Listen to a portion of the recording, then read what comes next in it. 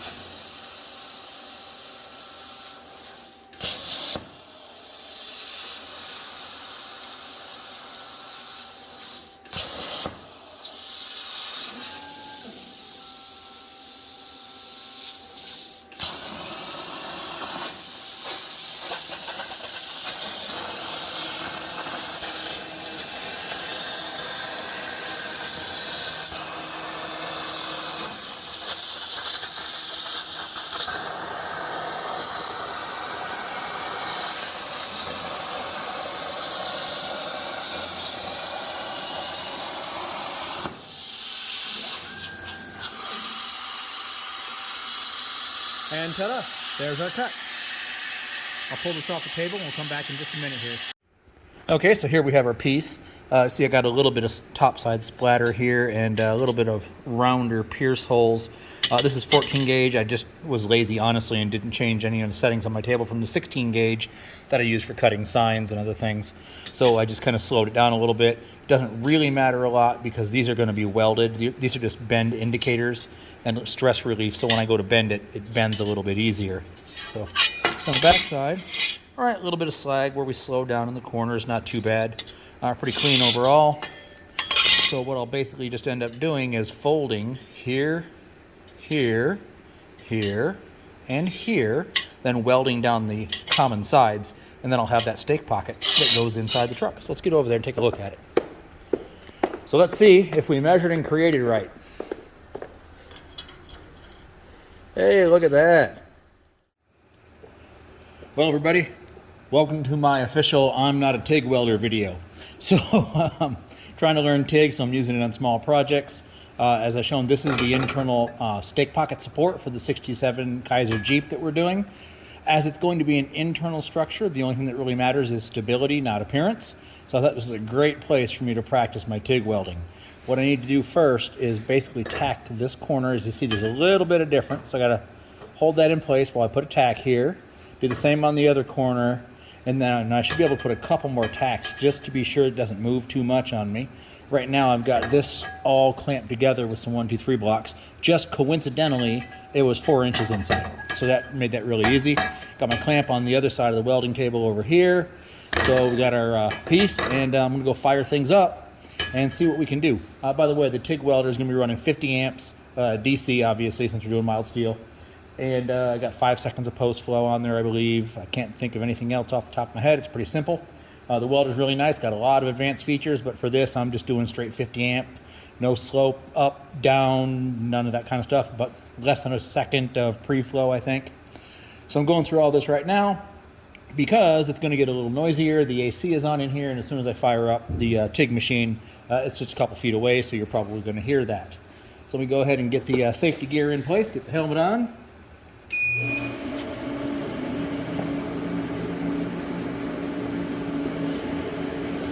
Alrighty folks, here we go. This is a little awkward since I'm trying to do this where you can see it. I'm a little out of sort too. Oh, and I forgot my cheaters in here. Be right back. There we go, now I can see my part. I'm gonna sneak underneath it here, hope I don't disturb things too much.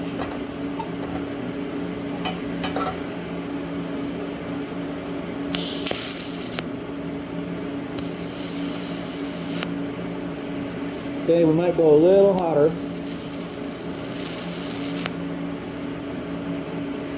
Yeah, it looks like 50 just isn't quite enough. I did get a little bit of weld there. I was hoping for a little more. We'll go a little hotter. All right, we'll try 55. Let's try the other side. Get this where I know you can see it.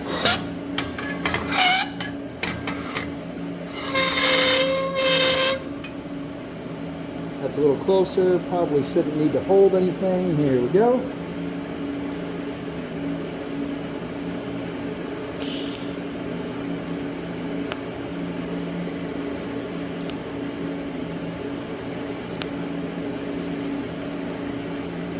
Yeah, 55 did a much nicer tack. There we go, that's much, much better.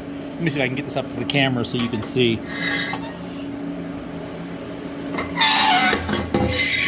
So here's the 50. As you can see, that's just pretty ugly. But as soon as we went to 55, come here, focus. There we go, much nicer tack. So now we're on 55. Go ahead and re-tack this one, and then we'll try running some beads down here.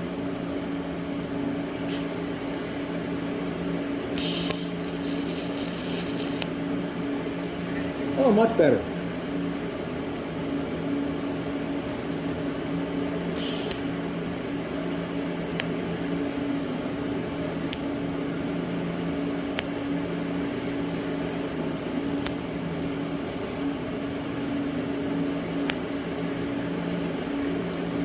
And believe it or not, I think we still want a little hotter. When I start adding filler, that's not going to be hot enough.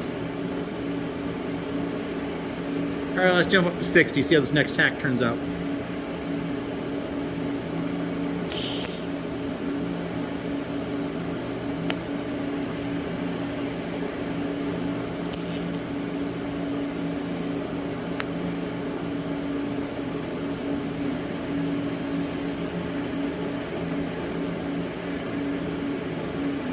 Still seems a little cool. That's taken a long time to form the puddle. We'll go up to 65.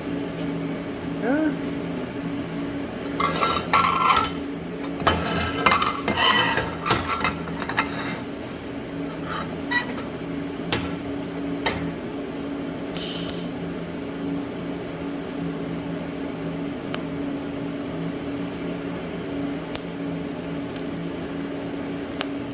that gap's a little big.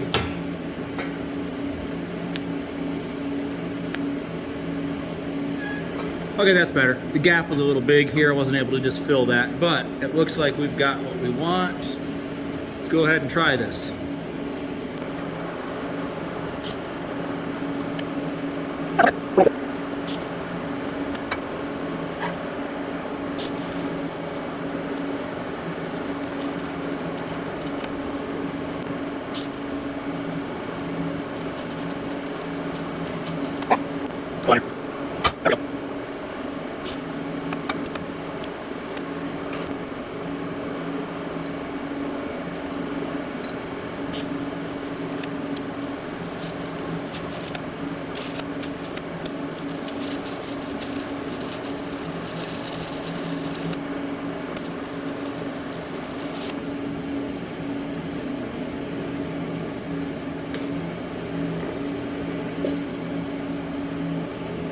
And some ugliness up here. Let me show you that.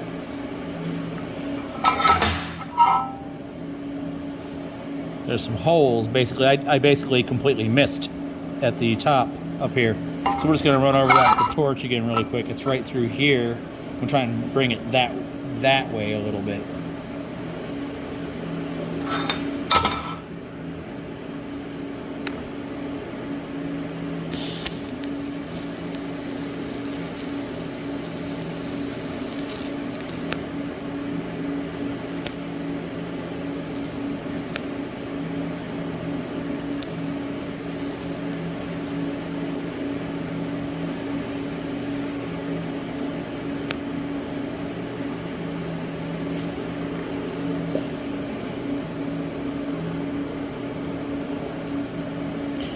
Well, for somebody who's not a TIG welder, I honestly don't think that's that bad.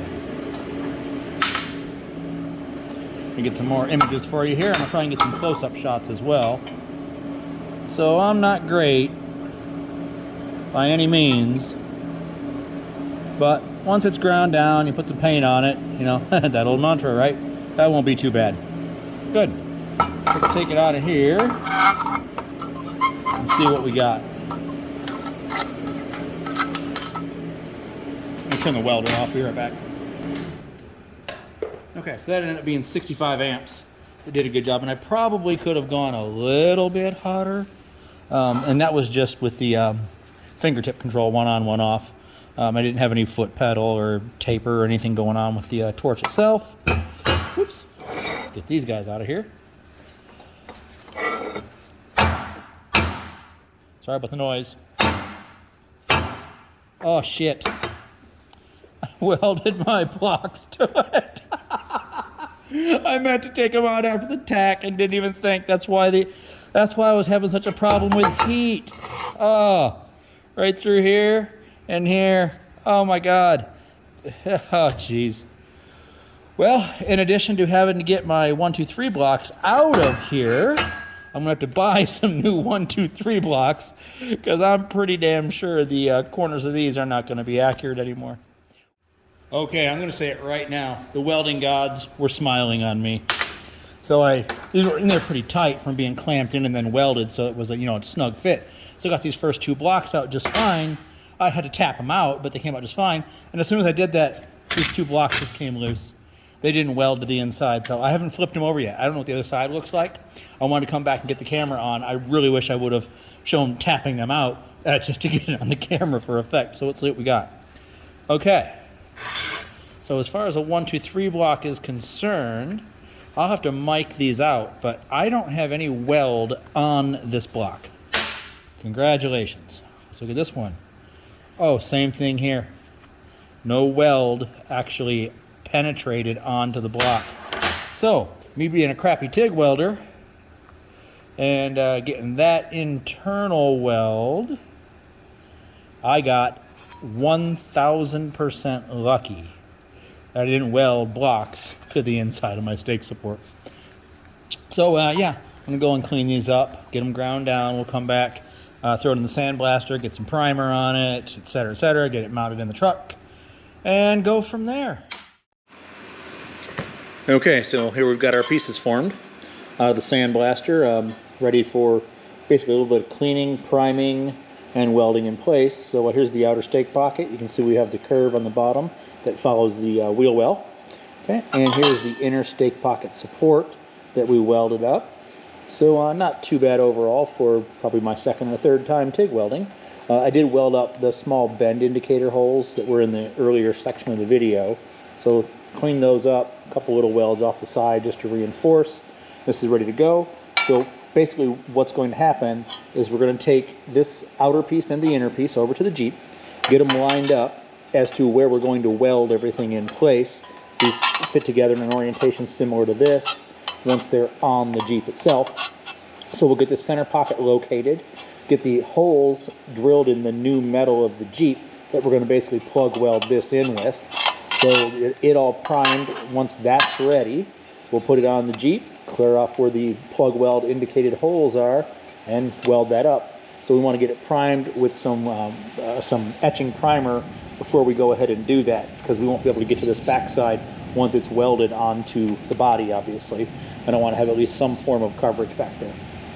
Okay, same sort of thing with this, is once the pocket is on, we'll get this oriented, again through the body, drill some holes in the Jeep body, plug weld this from inside the bed, and that'll be that. Of course, also priming this piece here. I might even hit them with some paint just to seal that primer. It'll be a color that's never seen. I've got some flat black I'll probably use. It's a industrial paint, works really well. So some of this is planned in my head. When I get over there, I might change it a little bit. One of the things I'm not really sure on is if I will be able to weld these two together, then get over to the Jeep, if there's enough distance between here to pinch them and, you know, weld them on there that way. I'm not sure if I have to weld this piece to the Jeep first, then put this over. I'd like to be able to weld these two together off the Jeep. That way there's support and stability for the stake pocket on the outer piece, and then when welded to the Jeep on the inner piece as well. So we're going to go over there and fit this all up and figure out what we need to do next.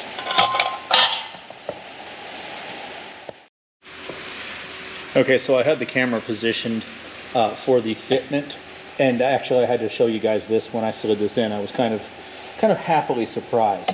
So again, here's our stake pocket support that we made, you know, to fit inside behind this hole to give it support when a stake goes in vertically. So I'm going to slide this in and just show you this here. Look at this. I could not have gotten that any better. That is flush on all four edges. That's just miraculous. I mean, I measured it and drew it on the CNC plasma, but for my not having a metal brake and bending it by hand and hand forming, hand hammering, I'm really actually kind of shocked at how well that came out. So I'm going to go back and get the camera set back up for the fitment, where I show you what we're going to do with this and bring this back around. But I just had to show this one. I was pleasantly surprised. Okay, we're going to take our stake pocket support, place it inside, and all I'm doing now is lining up the hole to be sure that it lines up straight all the way through. Now I'm going to take my standard, just, you know, square here, and what we want to be sure that this is perpendicular to the upper rail. So I'm going to slide my square in up to the corner, and this square is actually a little bit bigger than my available space, but it kind of works out in this instance because now I can just jam it in here a little bit and then place my pocket exactly where I want it to go. There we go, and we'll slide that back. And all this is for right now is this really super simple mark.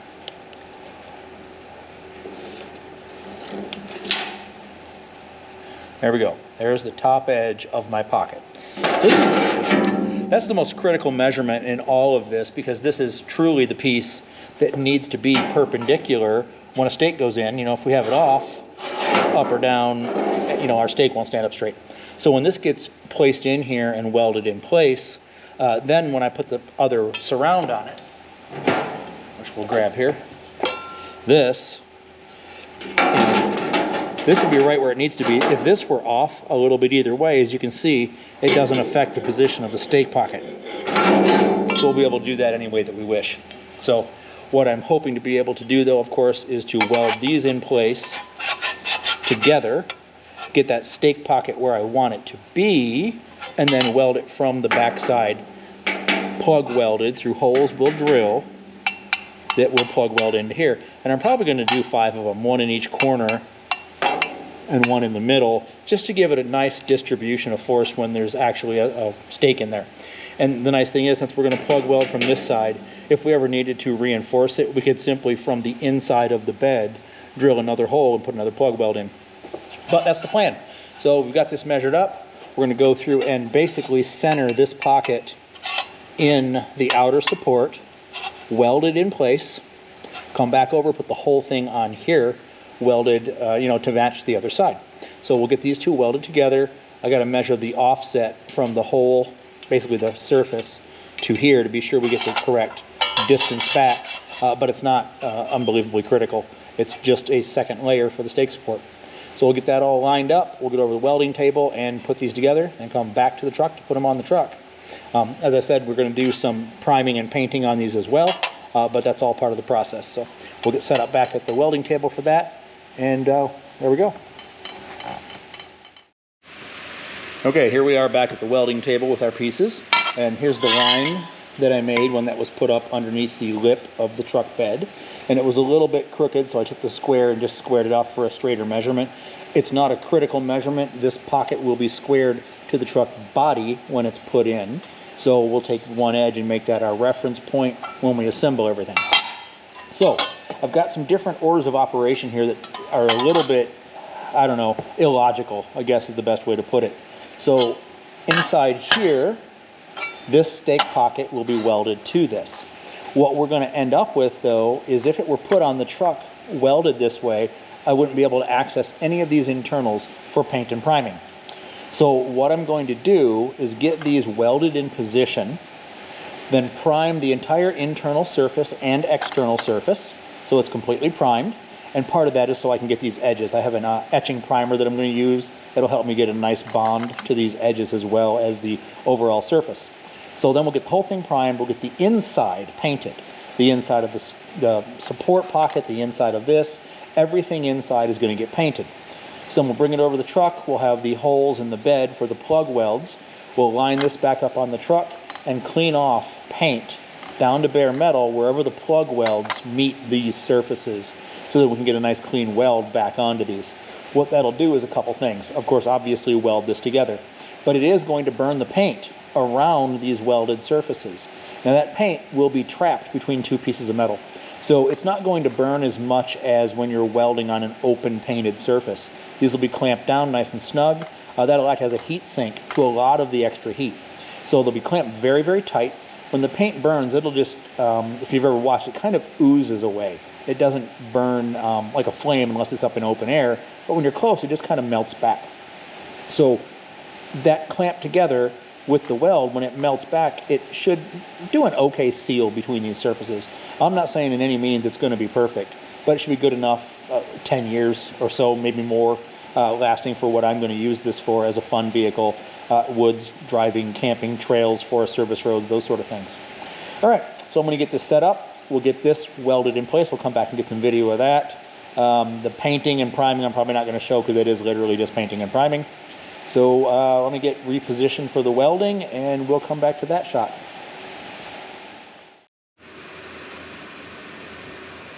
So what we've measured is this needs to be 3/4 of an inch below this edge so that when the pocket is seated fully against the wheel well, the top of this internal support matches the top of the internal support on the other side. So what we're going to do now is we're going to put some tacks in these corners to hold it in place, and hopefully I don't bump my camera all over the place while doing that. And I don't have a filter for this camera, so I'm not sure what this is going to do. I haven't welded with this camera before. That's a GoPro Hero 9, so we're going to find out.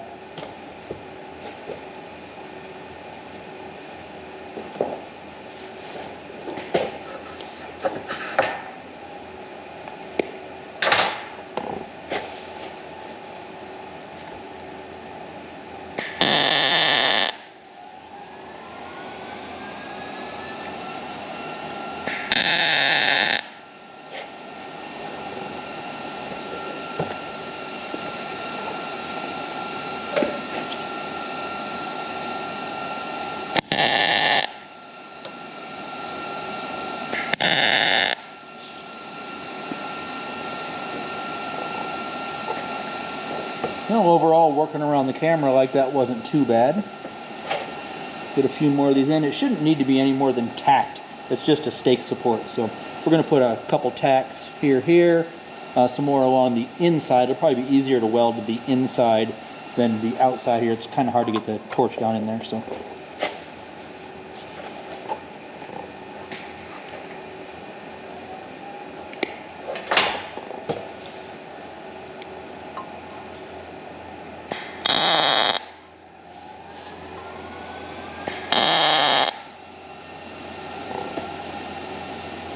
And what I'll probably do is when I'm welding on the internal piece is put a couple similar tacks like this on the inside of this edge to keep it from rolling as much.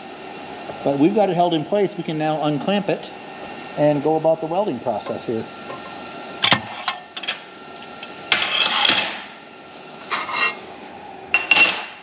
So I'll show you a little bit of what we've got. You can see we got those little tacks right in the front there. We're going to beef that up a little bit. I just wanted to get something in place so I could remove the clamp. And we'll go ahead and get a couple inside here. Let's see if we can get a picture of that.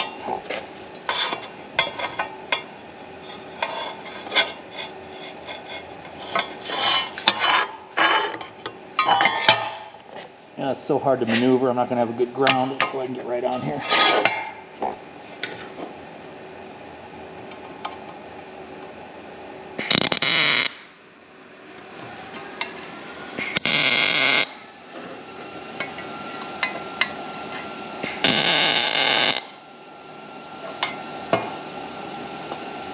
Not bad. I'm kind of doing that blind so you guys can hopefully see a little bit.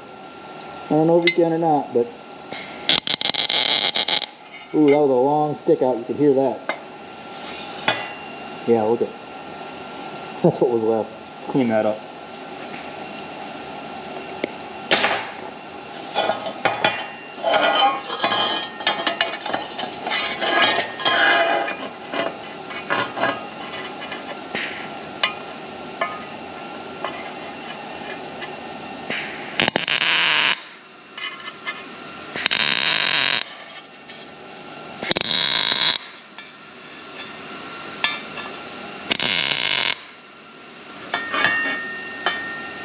Not bad. I'll try and get a feel on that front edge like I talked about.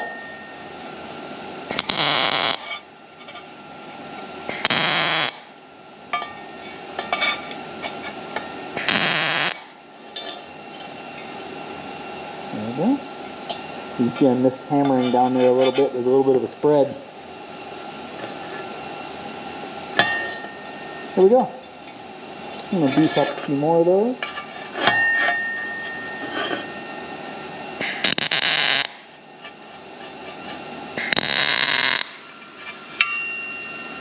We got a warp. I heard it ping. I think I'll let that cool off, that little thin sheet metal. I don't want to get things warped too much. But you get the idea. Remove this. Basically some tack welds all throughout there. Got a couple more on that side I want to do. That top is pretty good. I'll probably do a little bit better, bigger weld where these tiny little ones were. That was just replacement. But clean that up. Prime and paint this entire internal surface, and then it goes onto the truck.